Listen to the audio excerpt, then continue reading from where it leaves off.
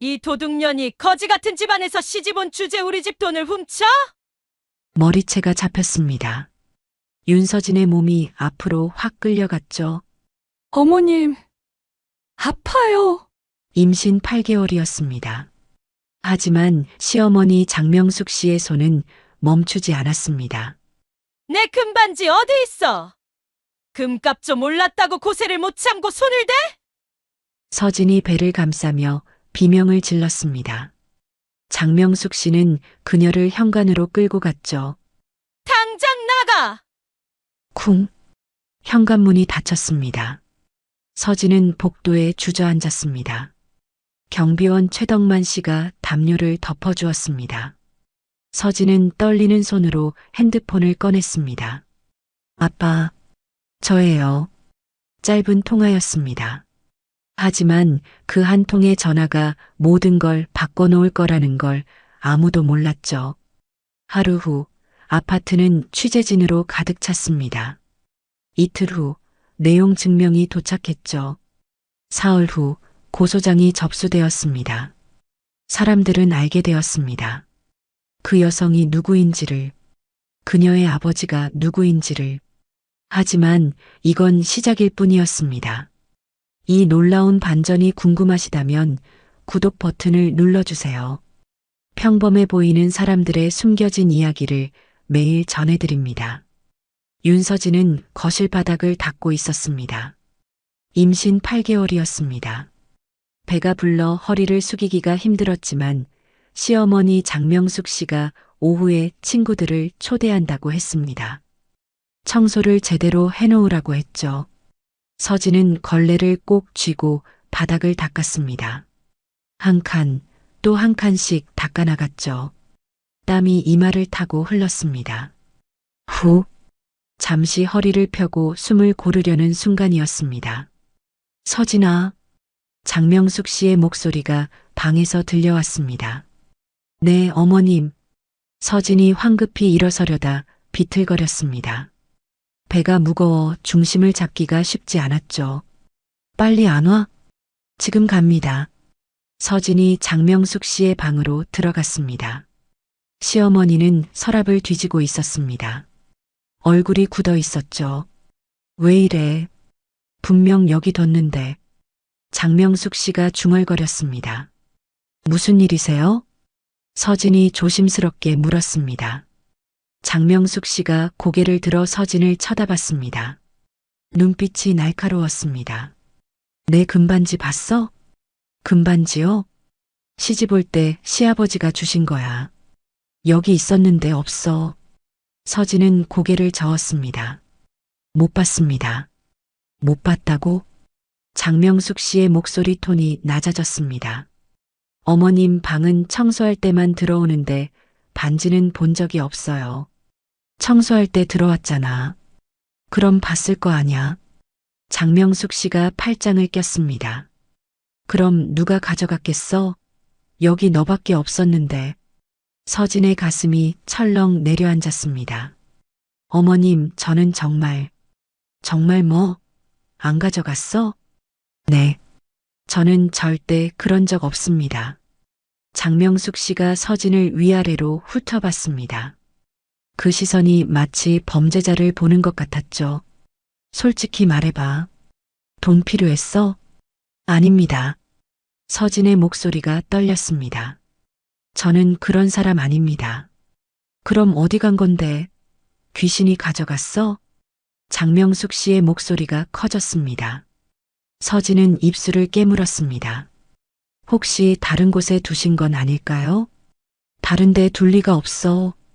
장명숙 씨가 벌떡 일어났습니다. 너 방 좀 보자. 네, 너 방. 혹시 몰라서. 서진은 할 말을 잃었습니다.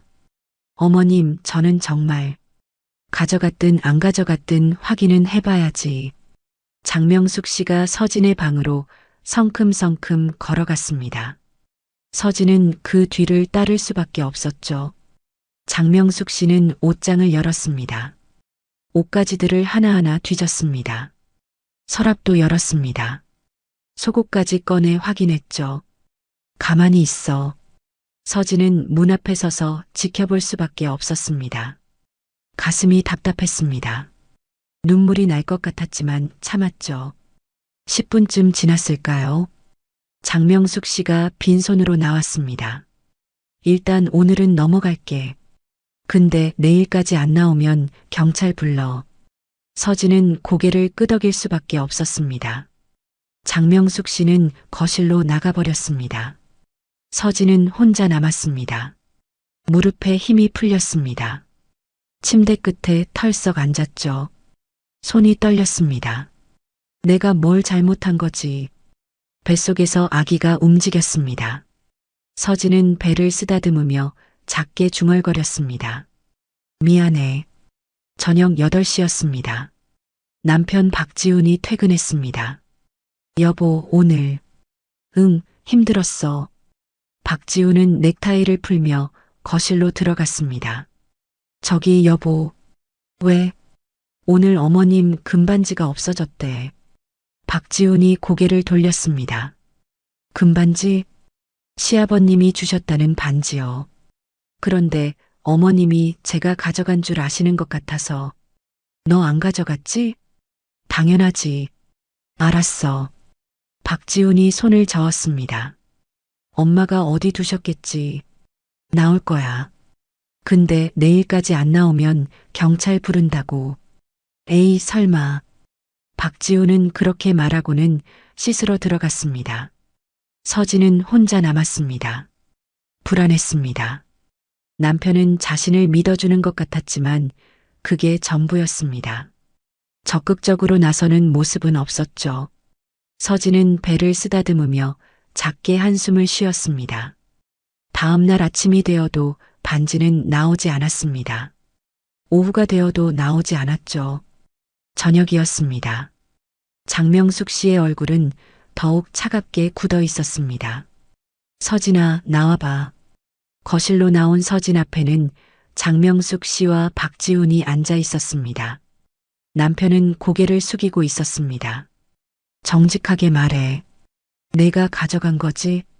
장명숙 씨의 목소리가 낮게 깔렸습니다. 아닙니다. 하루가 지났어. 안 나왔어. 저는 정말 모릅니다. 서진의 눈에 눈물이 맺혔습니다. 지훈아. 장명숙 씨가 아들을 쳐다봤습니다. 너는 어떻게 생각해? 박지훈은 망설이다가 입을 열었습니다. 엄마, 서진이는 그럴 사람이 아니에요. 그럼 누가 그랬는데? 혹시 엄마가 깜빡하신 건? 순간 장명숙 씨의 얼굴이 붉어졌습니다. 뭐? 내가 깜빡했다고? 야, 박지훈. 장명숙 씨가 소리쳤습니다. 너도 이제 마누라 편이구나. 엄마. 됐어. 장명숙 씨가 서진을 향해 손가락을 들었습니다. 내일 아침까지 반지 내놔. 안 그러면 경찰 불러. 서진은 대답하지 못했습니다. 네. 겨우 그 한마디를 내뱉었습니다. 장명숙 씨는 방으로 들어가 버렸습니다. 쾅! 문 닫히는 소리가 울렸습니다. 여보, 미안해. 엄마가 원래 저래. 참아줘. 그게 전부였습니다. 서진은 더 이상 말하지 않았습니다. 그날 밤 잠들 수 없었습니다. 뱃속의 아기는 계속 움직였고 가슴은 답답했죠. 이게 맞는 걸까? 답은 없었습니다. 다음 날 저녁이었습니다. 반지는 여전히 나오지 않았습니다. 장명숙 씨가 서진을 불렀습니다. 남편도 앉아 있었죠. 마지막으로 묻는다. 내가 가져갔어? 안 가져갔습니다. 서진이 단호하게 대답했습니다. 정말? 네. 장명숙 씨가 다가왔습니다. 그리고 갑자기 서진의 머리채를 잡았습니다. 이 도둑년아. 장명숙 씨의 손이 서진의 머리채를 잡았습니다. 어머님, 아파요. 서진이 비명을 질렀습니다. 내 금반지 어디 있어? 저는 정말. 장명숙 씨는 서진을 현관으로 끌고 갔죠. 여보, 말려요. 하지만 박지훈은 그저 서 있을 뿐이었습니다. 엄마, 그만하세요. 너는 비켜. 장명숙 씨가 서진을 밖으로 밀어냈습니다. 당장 나가. 쿵. 현관문이 닫혔습니다. 서진은 복도 바닥에 주저앉았습니다. 배를 감싼 채 숨을 헐떡였죠. 머리가 어지러웠습니다. 목덜미가 욱신거렸습니다. 뱃속에서 아기가 움직였습니다. 다행이다. 복도는 차갑고 조용했습니다. 현관문 너머에서 소리가 들렸습니다. 엄마, 너무하신 거 아니에요? 너무하긴. 도둑년이 너무한 거지. 그래도 임신 중인데. 그럼 내가 데리고 자. 쾅. 방문이 닫혔습니다. 침묵만 남았습니다. 서진은 현관문을 바라봤습니다. 남편이 나올까? 5분이 지났습니다. 문은 열리지 않았습니다. 혼자야. 엘리베이터 문이 열렸습니다. 경비원 최덕만 씨였습니다. 괜찮으세요? 최덕만 씨는 점퍼를 벗어 서진에게 덮어주었습니다. 추우시겠어요? 감사합니다. 구급차를 부를까요? 괜찮아요. 경비실로 가시죠. 여기 있을게요. 최덕만 씨는 물러섰습니다. 서진은 핸드폰을 꺼냈습니다. 화면이 흐릿했습니다. 아빠, 그 이름이 보였습니다. 망설였습니다. 전화해도 될까? 하지만 더 이상 견딜 수 없었습니다. 전화 버튼을 눌렀습니다. 여보세요? 아버지의 목소리였습니다. 아빠, 저예요. 서진아? 목소리가 왜 그래? 아빠, 무슨 일 있어? 지금 복도에. 뭐? 왜? 시어머님이. 더 이상 말을 잇지 못했습니다. 주소 보내. 아빠가 갈게. 아빠, 괜찮아. 기다려. 전화가 끊어졌습니다. 아빠가 온다. 안심이 되었습니다. 하지만 동시에 불안했습니다. 엘리베이터 소리가 들렸습니다. 옆집 김초의 씨였습니다. 어머, 서진 씨? 괜찮아요. 괜찮긴요. 김초의 씨가 서진을 살펴봤습니다. 흐트러진 머리가 보였죠. 혹시? 침묵이 대답이었습니다. 우리 집 들어와요. 괜찮습니다. 곧 아버지가 오세요. 그래요? 그럼. 김초의 씨가 들어갔습니다. 문을 조금 열어둔 채였습니다. 30분쯤 지났습니다. 엘리베이터 문이 열렸습니다. 정장을 입은 남성이 나왔습니다. 윤태준이었습니다. 서진아, 아빠. 윤태준의 표정이 굳어졌습니다. 누가 이렇게 만들었어? 일어나자. 병원 가야겠다. 윤태준이 서진을 부축했습니다. 괜찮아요. 괜찮긴. 윤태준은 서진을 일으켰습니다. 현관문을 두드렸습니다. 문이 열렸습니다. 박지훈이 나왔습니다. 누구세? 말을 멈췄습니다. 장인어른, 병원 다녀온다. 윤태준의 목소리는 차가웠습니다. 아, 네. 제가 같이. 됐어. 내가 데리고 간다. 윤태준은 박지훈을 쳐다보지도 않고 서진을 데리고 엘리베이터로 향했습니다. 박지훈은 서 있을 뿐이었습니다. 엘리베이터 문이 닫혔습니다. 미안해요. 미안할 건 없어. 윤태준이 서진의 어깨를 감쌌습니다. 이제 괜찮아. 아빠가 정리해 줄게. 서진은 아버지 품에 기댔습니다. 처음으로 안심하며 눈물을 흘렸죠. 1층에 도착했습니다. 차가 기다리고 있었습니다. 병원으로. 윤태준의 지시가 떨어졌습니다. 차가 출발했습니다. 서진은 창밖을 바라봤습니다. 아파트가 멀어졌습니다. 이제 돌아가지 않을 거야. 병원에 도착했습니다. 응급실로 들어갔습니다. 의사가 서진을 진찰했습니다. 타박상이 있네요. 목 쪽도. 의사가 말했습니다. 아기는 괜찮습니까? 윤태준이 물었습니다. 초음파 검사를 해봐야겠습니다. 검사가 시작되었습니다. 서진은 천장을 바라봤습니다. 아기, 제발 괜찮아야 해. 10분 후였습니다. 다행히 아기는 괜찮습니다. 의사가 말했습니다. 하지만 안정을 취하셔야 합니다. 입원이 필요합니까? 이틀 정도 관찰하는 게 좋겠습니다. 윤태준이 고개를 끄덕였습니다. 입원 수속 부탁합니다. 서진은 병실로 옮겨졌습니다. 침대에 누웠습니다. 윤태준이 의자에 앉았습니다. 서진아. 네, 아빠. 지금부터 아빠 말 잘 들어야 해. 이제 그 집에 안 돌아간다. 서진은 아버지를 쳐다봤습니다. 아빠, 아빠가 다 알아서 할게. 넌 아기만 생각해. 네. 서진은 고개를 끄덕였습니다. 그리고 눈을 감았습니다. 윤태준은 핸드폰을 꺼냈습니다. 전화를 걸었습니다. 오 변호사, 나 윤태준이야. 목소리는 차분했지만 단호했습니다. 일이 생겼어. 지금 병원인데 시간 되면 올 수 있어? 그래. 고마워. 전화를 끊었습니다. 윤태준은 창밖을 바라봤습니다.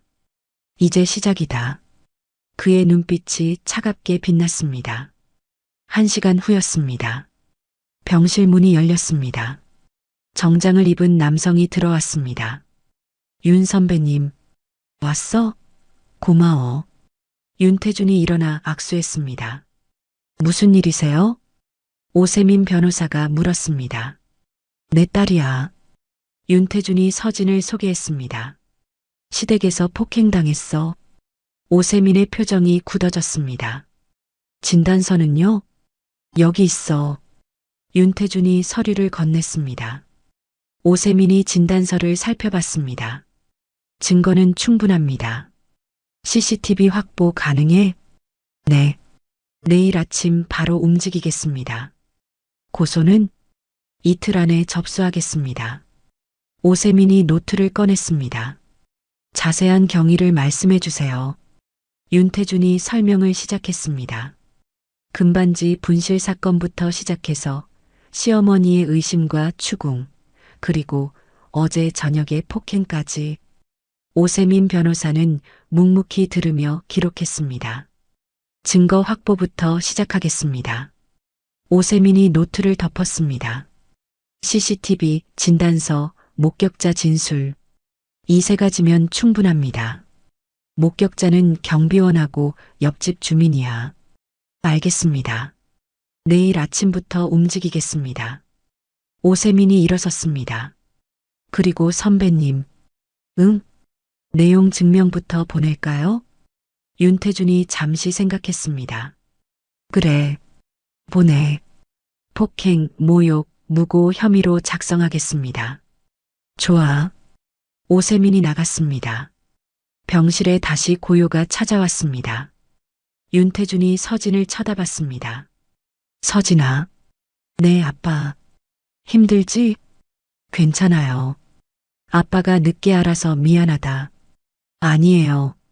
제가 말을 안 했죠. 왜 진작 말하지 않았어? 아빠 바쁘시잖아요.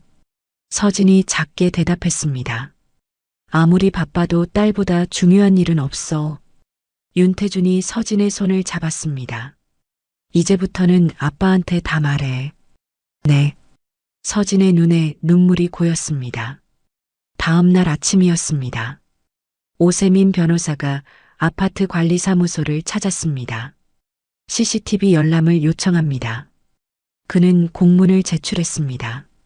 관리소장이 당황했습니다. 법원 공문인데요? 네. 사건 증거 확보입니다. 어떤 사건인데요? 폭행 사건입니다.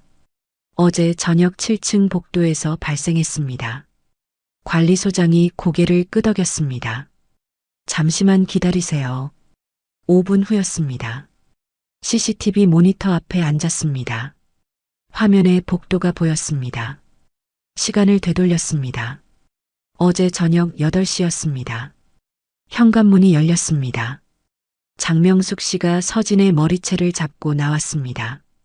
서진이 비명을 질렀습니다. 배를 감싸고 있었습니다. 장명숙 씨가 서진을 밀어냈습니다. 문이 닫혔습니다. 서진이 바닥에 주저앉았습니다. 모든 게 선명하게 찍혀 있었습니다. 이 장면 복사 부탁합니다. 오세민이 말했습니다. 네, 알겠습니다. 관리소장의 얼굴이 굳어 있었습니다. 오세민은 경비실로 향했습니다. 최덕만 씨가 있었습니다. 안녕하세요.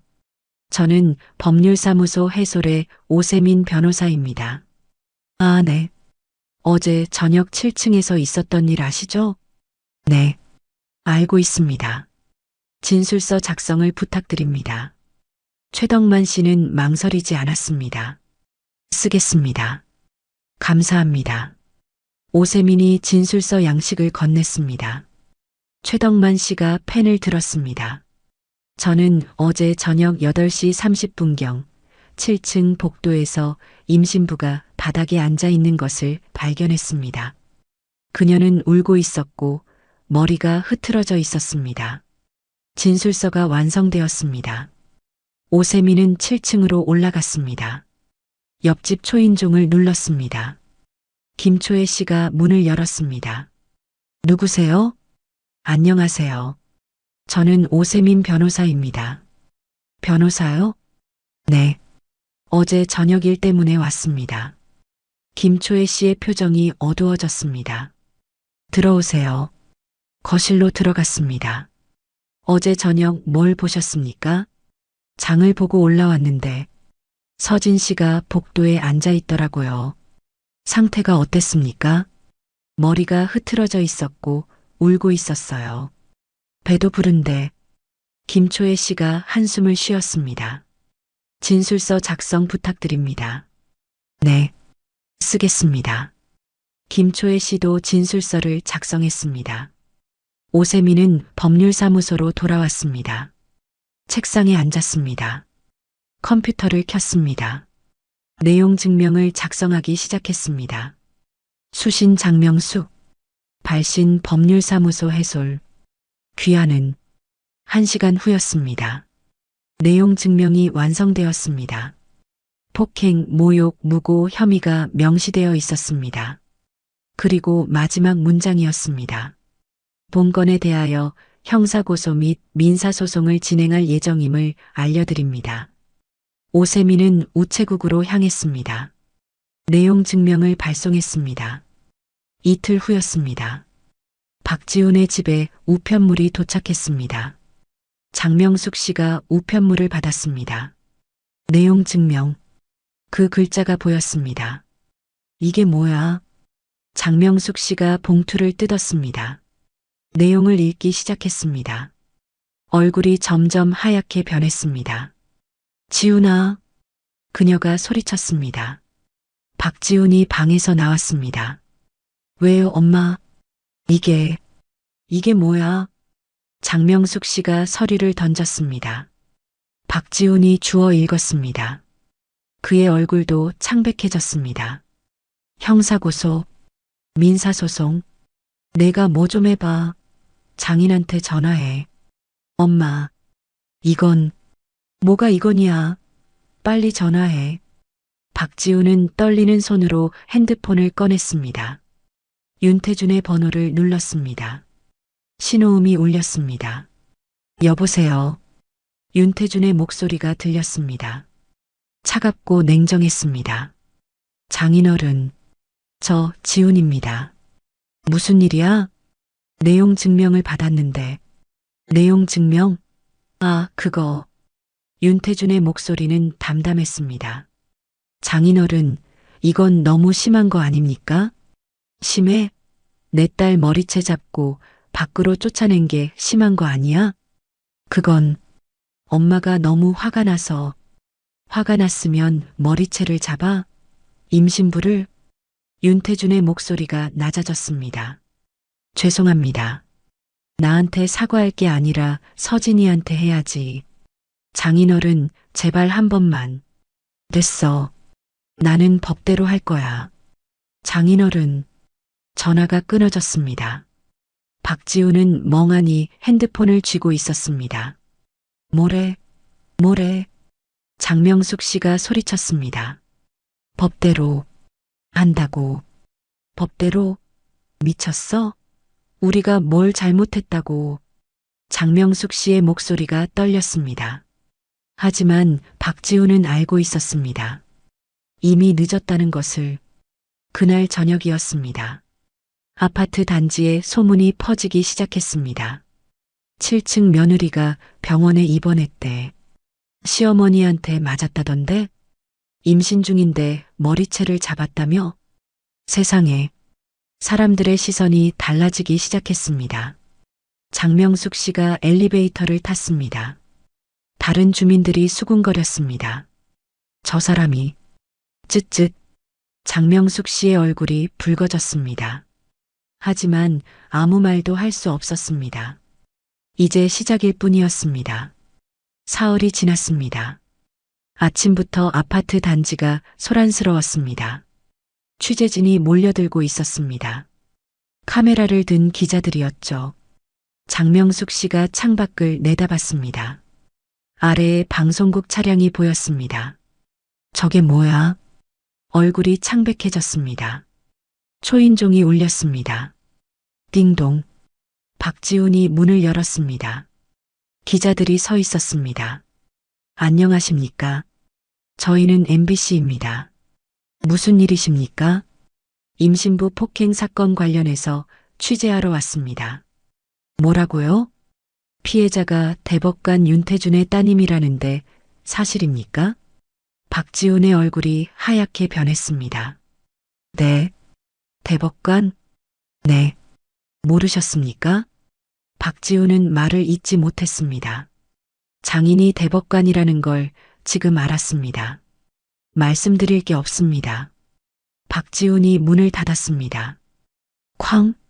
거실에서 장명숙 씨와 마주 앉았습니다. 대법관? 장인이 대법관이야? 장명숙 씨가 떨리는 목소리로 물었습니다. 저도 몰랐습니다. 결혼할 때 안 물어봤어? 그냥 공무원이라고. 어떻게? 그녀의 손이 떨렸습니다. 박지훈의 핸드폰이 울렸습니다. 회사였습니다. 박지훈 대리님, 지금 당장 회사로 오실 수 있습니까? 인사팀장 이수경의 목소리였습니다. 차갑고 딱딱했습니다. 전화가 끊어졌습니다. 박지훈은 급히 옷을 입었습니다. 아파트를 빠져나가려 했지만 기자들이 막았습니다. 잠깐만요. 플래시가 터졌습니다. 박지훈은 고개를 숙이고 뛰어나갔습니다. 회사에 도착했습니다. 인사팀으로 들어갔습니다. 이수경 팀장이 앉아 있었습니다. 앉으세요. 박지훈이 앉았습니다. 아침 뉴스 보셨습니까? 이수경이 노트북을 돌렸습니다. 화면에 뉴스 기사가 떠 있었습니다. 대법관 딸 시댁 폭행으로 병원 입원. 박지훈의 얼굴이 창백해졌습니다. 회사 이미지에 심각한 타격입니다. 이수경이 차갑게 말했습니다. 죄송합니다. 사직서 제출하시거나 징계를 받으시거나. 뭐라고요? 이틀 드리겠습니다. 박지훈은 비틀거리며 밖으로 나왔습니다. 복도에서 동료들이 쳐다봤습니다. 수군거리는 소리가 들렸습니다. 저 사람이 대법관 사위라며? 박지훈은 고개를 숙이고 걸었습니다. 같은 시각이었습니다. 병원 병실에서 윤태준이 뉴스를 보고 있었습니다. 아빠, 이렇게까지. 서진이 걱정스럽게 말했습니다. 괜찮아. 이래야 제대로 끝난다. 윤태준의 목소리는 담담했습니다. 사람들이 다 알게 됐어요. 알아야지. 내가 잘못한 게 아니라는 걸. 윤태준이 서진의 손을 잡았습니다. 아빠는 내가 고개 숙이고 살길 바라지 않아. 이제 당당하게 살아. 서진의 눈에 눈물이 맺혔습니다. 핸드폰이 울렸습니다. 박지훈이었습니다. 윤태준이 전화를 받았습니다. 뭐야? 장인어른, 저 지훈입니다. 그래서 제발 한 번만 봐주십시오. 박지훈의 목소리가 떨렸습니다. 회사에서 사직하라고. 그래. 윤태준의 목소리는 차가웠습니다. 그건 내가 감당할 몫이야. 장인어른, 내 딸이 복도에서 울고 있을 때 너 뭐 했어? 방 안에서 가만히 있었잖아. 죄송합니다. 이제 와서 빌어봤자 소용없어. 전화가 끊어졌습니다. 서진이 아버지를 쳐다봤습니다. 아빠, 남편이, 남편? 그 사람이 내 남편 노릇했어? 윤태준이 고개를 저었습니다. 이제 그만 생각해. 오후였습니다. 장명숙 씨의 집 앞에 우편물이 도착했습니다. 법원 봉투였습니다. 고소장 접수 통지. 장명숙 씨가 봉투를 뜯었습니다. 손이 떨렸습니다. 폭행치상, 모욕, 무고, 죄명이 적혀 있었습니다. 이게 장명숙 씨가 주저앉았습니다. 박지훈이 퇴근했습니다. 집에 들어서자 어머니가 바닥에 앉아 있었습니다. 엄마, 지훈아, 우리 어떡해? 장명숙 씨가 울먹였습니다.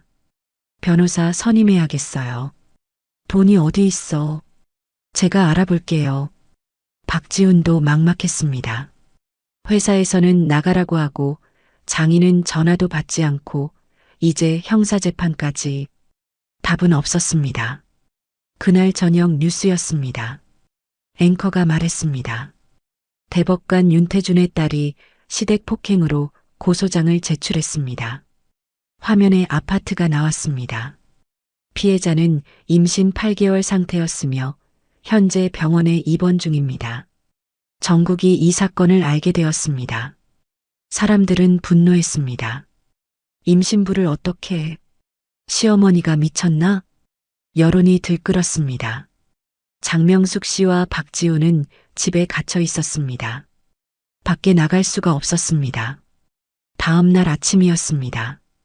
아파트 게시판에 글이 올라왔습니다.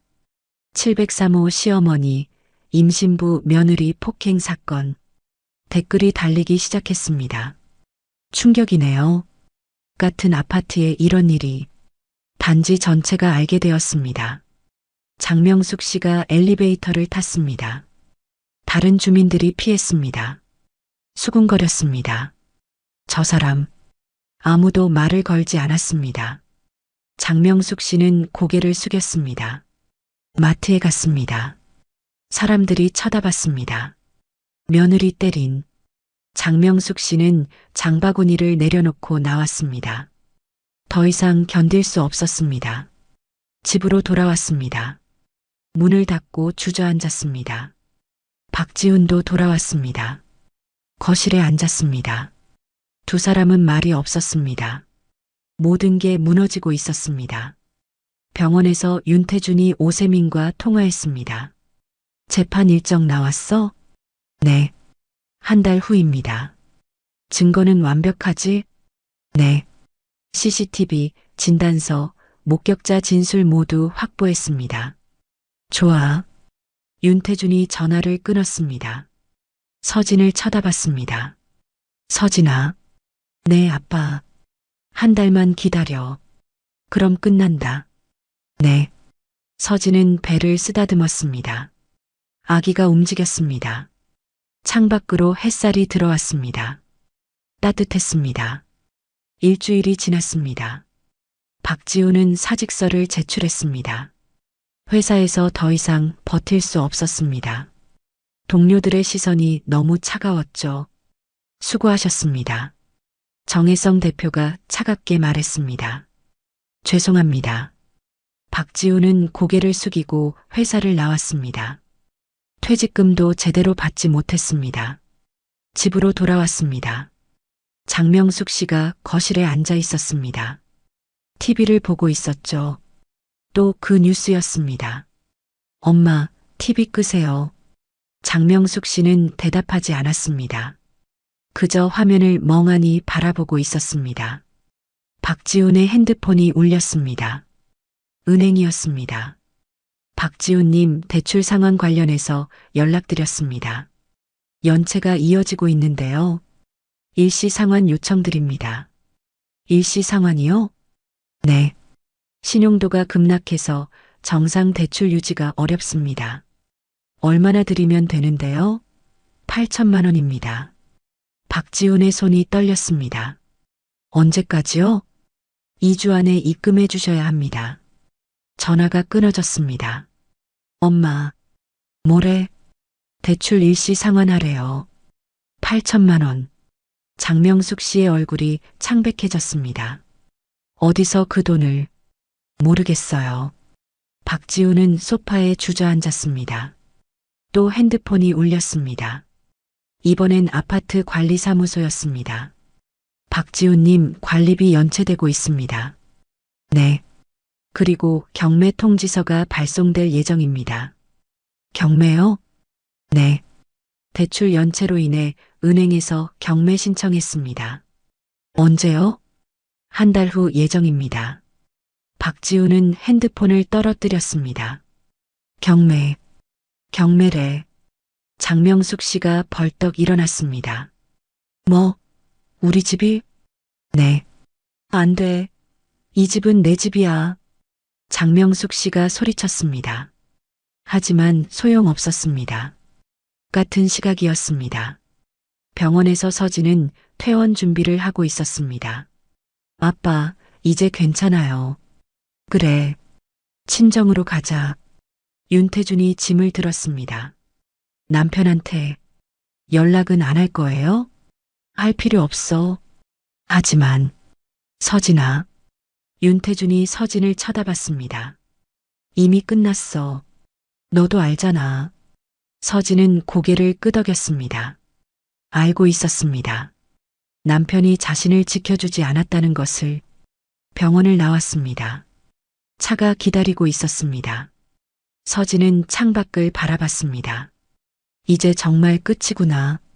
친정집에 도착했습니다. 윤태준의 집은 넓고 따뜻했습니다. 방은 내가 쓰던 방 그대로야. 감사해요, 아빠. 서진은 방에 들어갔습니다. 어린 시절 사진들이 걸려 있었습니다. 행복했던 시절이었죠. 다시 시작할 수 있을까? 며칠 후였습니다. 박지훈이 친정집 앞에 나타났습니다. 초인종을 눌렀습니다. 윤태준이 문을 열었습니다. 장인어른, 무슨 일이야? 윤태준의 목소리는 차갑고 냉정했습니다. 서진이 좀 만나게 해주세요. 안 돼. 제발. 한 번만. 내가 무슨 얼굴로 내 딸을 만나? 박지훈은 고개를 숙였습니다. 죄송합니다. 미안하다고 다야? 제발 기회를. 기회? 넌 기회가 있었어. 윤태준이 말했습니다. 내 아내가 복도에서 울고 있을 때 그게 기회였어. 근데 넌 뭐 했어? 방 안에서 가만히 있었잖아. 죄송합니다. 됐어. 돌아가. 장인어른, 다시 오지 마. 경고할게. 윤태준이 문을 닫았습니다. 박지훈은 문 앞에 서 있었습니다. 한참을 그렇게 서 있다가 돌아섰습니다. 집으로 돌아왔습니다. 장명숙 씨가 짐을 싸고 있었습니다. 엄마, 뭐 하세요? 이사 가야지. 어디로요? 친척집. 일단 거기라도. 장명숙 씨의 목소리가 떨렸습니다. 이게 다 그년 때문이야. 엄마, 내가 제대로 못 잡았잖아. 장명숙 씨가 소리쳤습니다. 엄마가 그러셔서 이렇게 된 거잖아요. 박지훈도 소리쳤습니다. 처음이었습니다. 어머니에게 소리를 지른 건 뭐? 내가 지금 엄마한테? 맞아요. 엄마 잘못이에요. 박지훈의 눈에 눈물이 고였습니다. 서진이는 아무 잘못도 없었어요. 금반지도 나중에 엄마 서랍에서 나왔잖아요.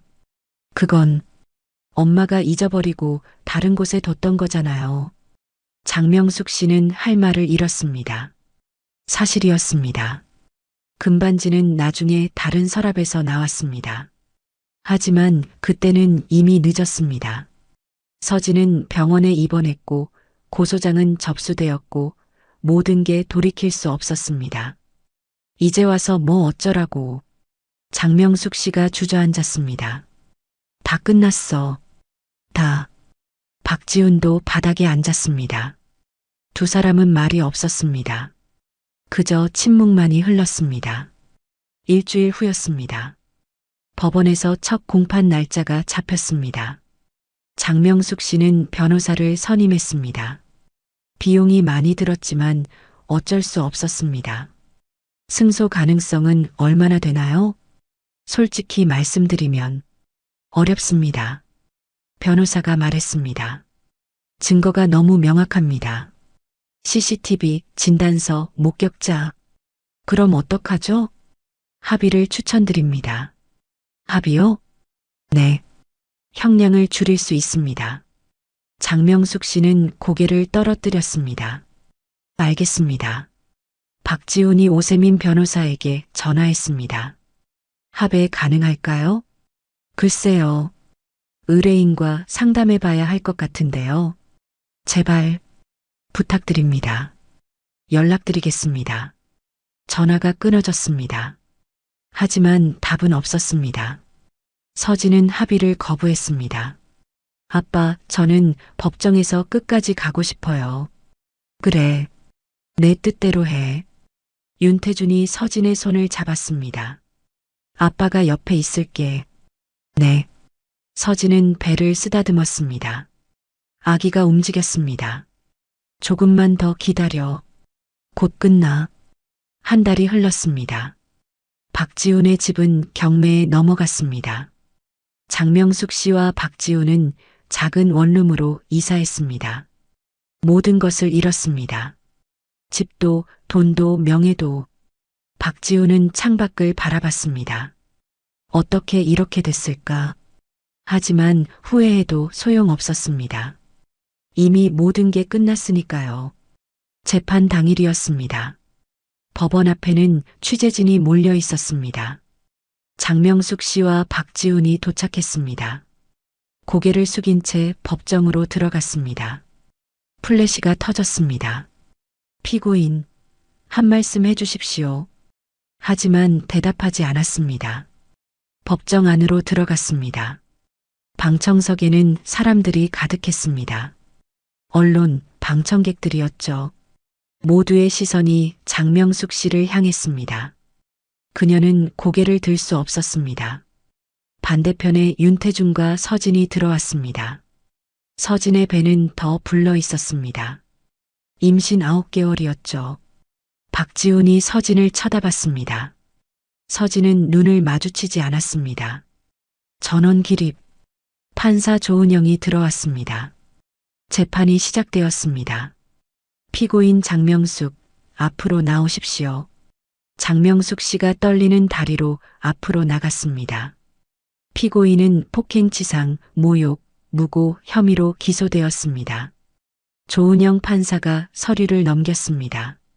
검사, 공소사실을 진술하십시오. 검사가 일어섰습니다. 피고인은 며느리인 피해자 윤서진 씨를 금반지 절도범으로 몰아모욕했고 임신 8개월인 피해자의 머리채를 잡아 폭행했습니다. 증거를 제시하십시오. 먼저 CCTV 영상을 제출합니다. 스크린에 영상이 재생되었습니다. 복도였습니다. 현관문이 열렸습니다.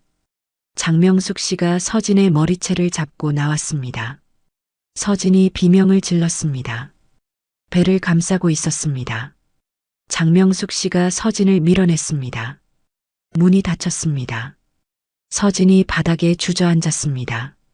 모든 게 선명하게 찍혀 있었습니다. 방청석에서 한숨소리가 들렸습니다. 저게 임신부를. 장명숙 씨는 고개를 숙였습니다. 다음은 진단서입니다. 검사가 서류를 제출했습니다. 두피 열상, 경추 염자, 사지 타박상. 임신부에게 심각한 위험을 초래할 수 있는 폭행이었습니다. 목격자 진술도 있습니다. 최덕만 씨가 증인석에 섰습니다. 저는 그날 저녁 복도에서 피해자를 발견했습니다. 상태가 어땠습니까? 머리가 흐트러져 있었고 울고 있었습니다. 배를 감싸고 있었습니다. 감사합니다. 다음은 김초의 씨였습니다. 장을 보고 올라왔는데 서진 씨가 복도에 앉아 있더라고요. 평소에 어땠습니까?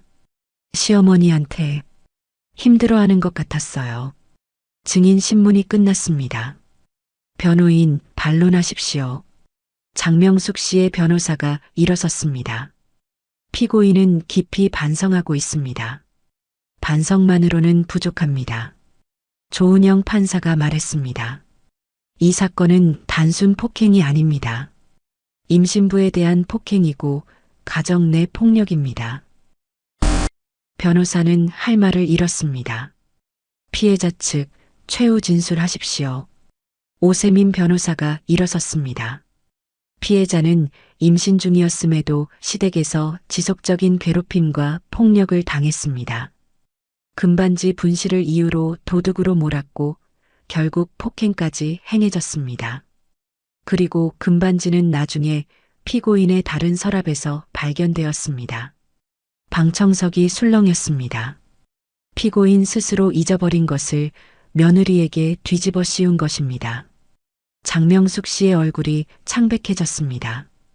피해자는 지금도 심리적 트라우마에 시달리고 있습니다. 엄벌을 요청합니다. 오세민이 자리에 앉았습니다. 피고인 최후 진술하십시오.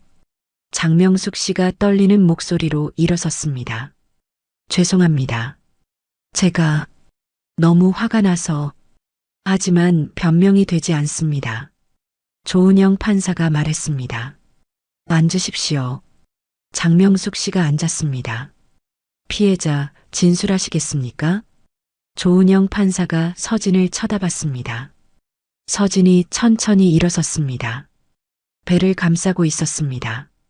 저는 서진의 목소리가 떨렸습니다.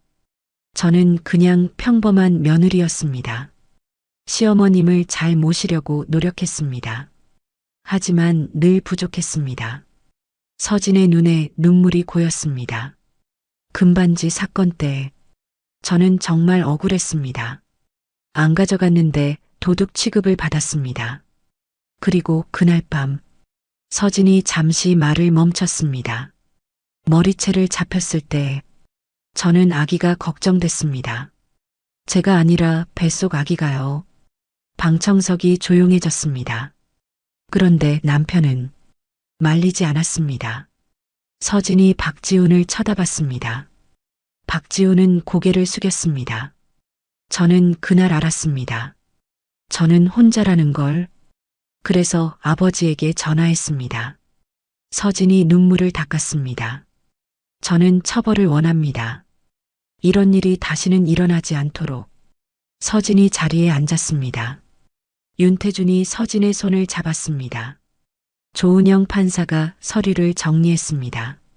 잠시 휴정하겠습니다. 10분 후였습니다.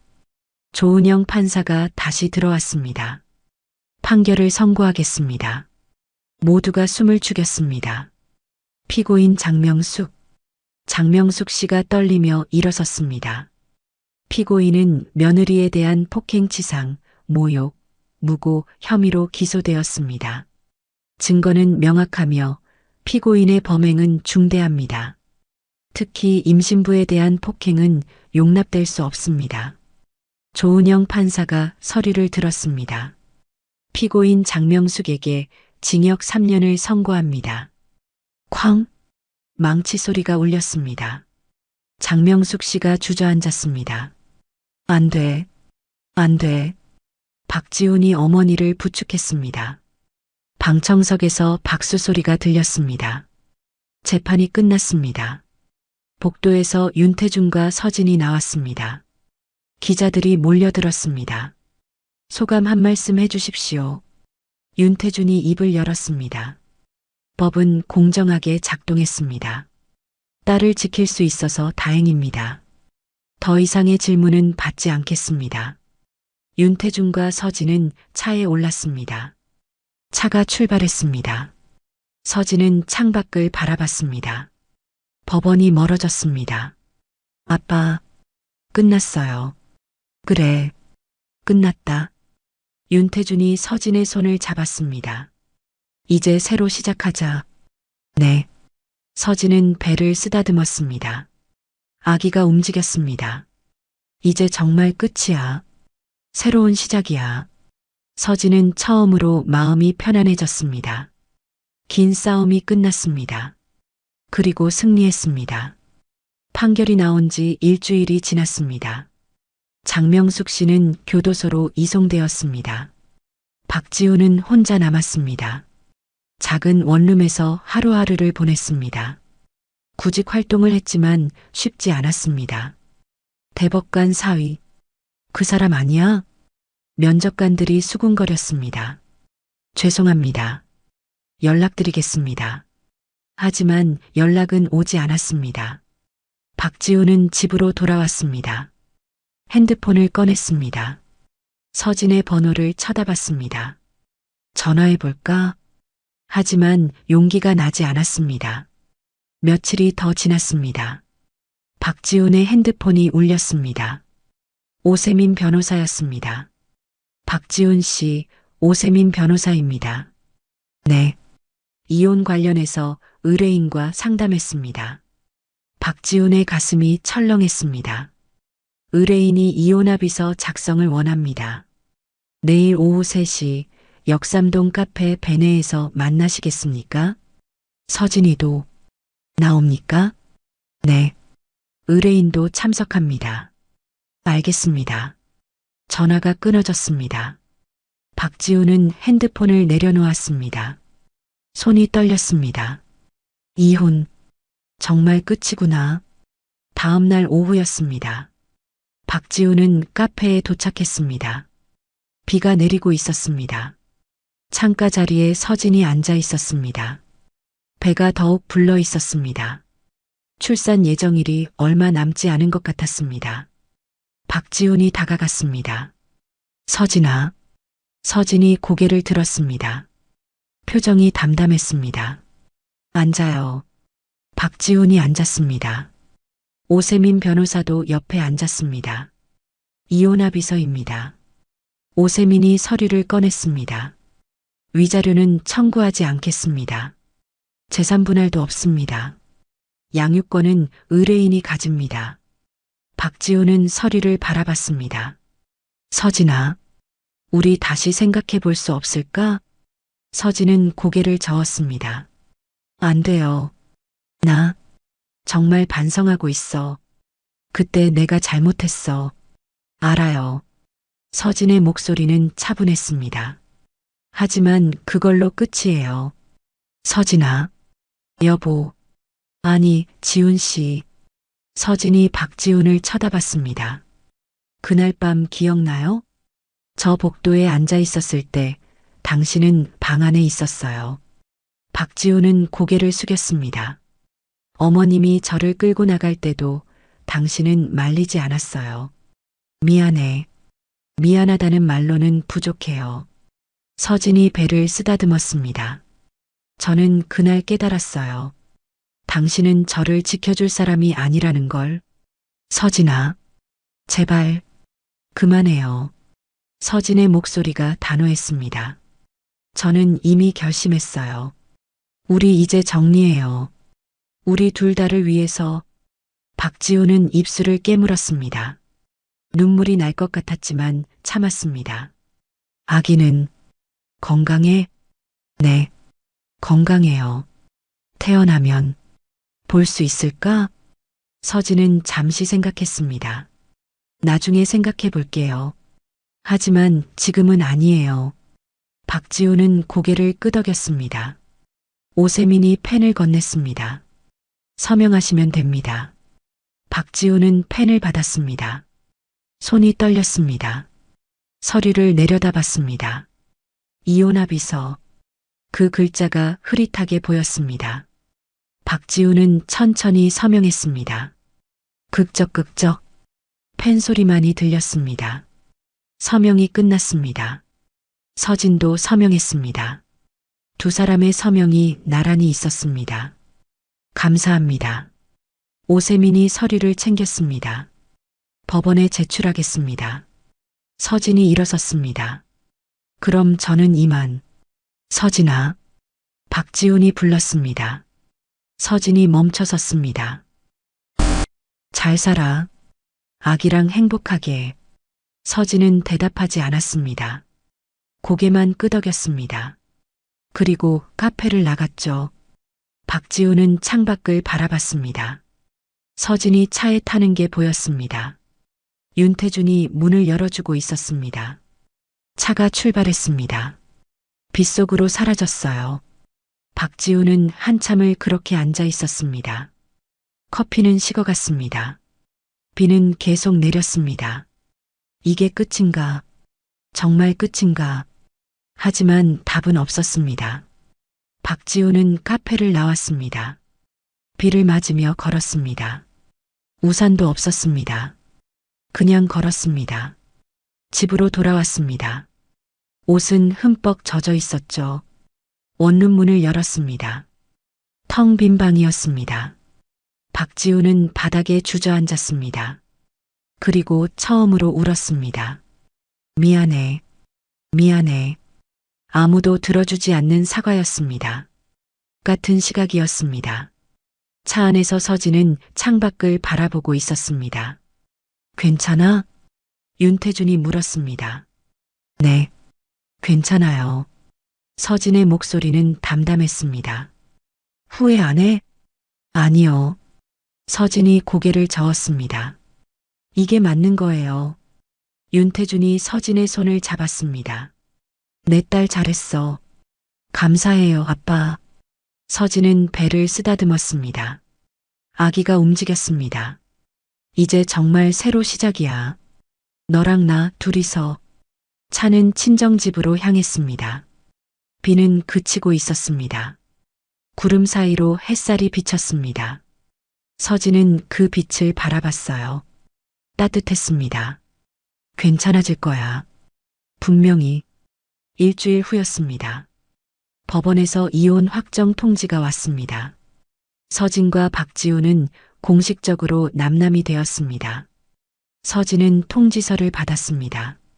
차분하게 읽었습니다. 그리고 서랍에 넣었습니다. 이제 진짜 끝이야. 서진은 거울을 봤습니다. 배가 많이 불러 있었습니다. 곧 출산할 것 같았습니다. 준비됐어? 서진이 배에게 물었습니다. 아기가 발로 차는 게 느껴졌습니다. 나도 준비됐어. 서진은 미소 지었습니다. 새로운 시작이 기다리고 있었습니다. 한 달이 지났습니다. 서진은 진통을 느꼈어요. 아빠, 아파요. 병원 가자. 빨리. 윤태준이 서진을 부축했습니다. 차에 탔습니다. 병원으로 향했죠. 응급실로 들어갔습니다. 진통 간격이 어떻게 되십니까? 간호사가 물었습니다. 5분이요. 분만실로 가시죠. 서진은 분만실로 옮겨졌습니다. 진통이 점점 심해졌습니다. 힘내세요. 의사가 말했습니다. 조금만 더요. 서진은 있는 힘을 다해 밀어냈습니다. 그리고 그 순간이었어요. 아기의 울음소리가 들렸습니다. 축하합니다. 건강한 아들입니다. 의사가 아기를 안겨주었습니다. 서진은 아기를 봤습니다. 작고 빨간 얼굴이었죠. 눈물이 흘렀습니다. 안녕. 우리 아들. 아기는 울음을 멈추고 엄마를 쳐다봤습니다. 잘 견뎠어. 정말 잘했어. 서진은 아기를 꼭 안았습니다. 이제 우리 둘이야. 잘 살아보자. 병실로 옮겨졌습니다. 윤태준이 들어왔습니다. 왜 손잡았어? 잘생겼더라. 아빠, 감사해요. 뭘? 당연한 거지. 윤태준이 서진의 머리를 쓰다듬었습니다. 이제 천천히 회복해. 아빠가 다 도와줄게. 네. 서진은 미소 지었습니다. 며칠이 지났습니다. 서진은 퇴원을 했죠. 친정집에서 조리를 시작했습니다. 아기는 건강하게 자랐습니다. 매일 조금씩 달라졌습니다. 엄마, 서진이 아기에게 말했습니다. 우리 잘 살 거야. 약속해. 아기는 방긋 웃었습니다. 석 달이 지났습니다. 서진은 회복했습니다. 어느 날 아침이었습니다. 아빠, 제가 하고 싶은 게 있어요. 뭔데? 재단을 만들고 싶어요. 윤태준이 서진을 쳐다봤습니다. 재단? 네. 저 같은 사람들을 돕고 싶어요. 서진이 말했습니다. 시댁 폭력으로 고통받는 사람들, 한부모 가정, 그런 분들을 도와주고 싶어요. 윤태준은 잠시 생각했습니다. 좋은 생각이다. 도와주실 거예요? 당연하지. 아빠가 전폭 지원할게. 서진은 환하게 웃었죠. 감사해요, 아빠. 몇 달 후였습니다. 사랑재단이 설립되었습니다. 서울 강남에 사무실을 열었습니다. 서진이 이사장이 되었습니다. 재단의 목적은 명확했습니다. 가정폭력 피해자 지원, 한부모 가정 지원, 법률 상담, 심리 상담, 쉼터 운영. 서진은 매일 사무실에 나갔습니다. 아기는 윤태준이 봐주었습니다. 이사장님, 오늘 상담 신청이 5건 들어왔습니다. 직원이 말했습니다. 알겠습니다. 일정 잡아주세요. 한 해가 지났습니다. 사랑재단은 많은 사람들을 도왔습니다. 200명이 넘는 피해자들이 도움을 받았습니다. 법률 지원, 쉼터, 심리치료, 취업 지원. 서진은 바쁘지만 행복했습니다. 어느 날이었습니다. 서진은 아기를 데리고 공원에 나갔습니다. 아기는 이제 걸을 수 있었습니다. 엄마, 아기가 웃으며 달려왔습니다. 서진이 안아 올렸어요. 우리 아들 잘한다. 서진은 아기를 꼭 안았습니다. 눈물이 났습니다. 하지만 슬픈 눈물이 아니었죠. 행복한 눈물이었습니다. 여기까지 왔구나. 정말 여기까지. 한편 작은 원룸에서 박지우는 TV를 보고 있었습니다. 뉴스가 나왔습니다. 사랑재단이 올해의 사회공헌상을 받았습니다. 화면에 서진이 나왔습니다. 상을 받고 있었습니다. 환하게 웃고 있었습니다. 박지우는 TV를 꺼버렸습니다. 가슴이 아팠습니다. 서진이는 잘 살고 있구나. 나 없이도. 박지우는 창밖을 바라봤습니다. 비가 내리고 있었습니다. 혼자였습니다. 교도소에서 장명숙 씨는 수감 생활을 하고 있었습니다. 면회객도 없었습니다. 박지훈도 오지 않았습니다. 그녀는 혼자였죠. 매일 후회했습니다. 왜 그랬을까? 금반지 때문에. 하지만 돌이킬 수 없었습니다. 다시 공원으로 돌아왔습니다. 서진은 아기와 함께 집으로 돌아갔습니다. 윤태준이 저녁을 준비하고 있었습니다. 할아버지, 아기가 달려갔습니다. 우리 손주 왔어? 윤태준이 안아 올렸습니다. 오늘 뭐 했어? 공원 갔어요. 그래, 재밌었어? 응. 서진은 그 모습을 바라봤어요. 따뜻했습니다. 이게 가족이구나. 진짜 가족. 저녁을 먹었습니다. 아기는 할아버지 옆에 앉았습니다. 할아버지, 이거 맛있어. 그래, 많이 먹어. 서진은 두 사람을 바라보며 미소 지었습니다. 행복했습니다. 진짜 행복이었습니다. 그날 밤이었습니다. 아기를 재운 후 서진은 창밖을 바라봤습니다. 달이 밝았습니다. 별들이 빛나고 있었습니다. 많은 일이 있었지. 힘들었지. 하지만 이겨냈어. 서진은 손을 펼쳤습니다. 상처가 아물었습니다. 이제 다른 사람들을 도울 차례야. 내가 받은 도움을 다시 나눠줄 거야. 서진은 침대에 누웠습니다. 아기가 옆에서 자고 있었습니다. 평온한 얼굴이었습니다. 서진도 눈을 감았습니다. 편안했습니다. 긴 여정이 끝났습니다. 그리고 새로운 시작이었습니다. 한 여성이 지옥에서 벗어나 천국을 만들었습니다. 그녀의 이름은 윤서진이었습니다. 그리고 그녀의 이야기는 계속됩니다. 여러분, 이 이야기를 어디에서 듣고 계시나요? 댓글로 알려주시면 감사 인사드리고 싶습니다. 지금까지 사연 빛나는 밤이었습니다. 감사합니다.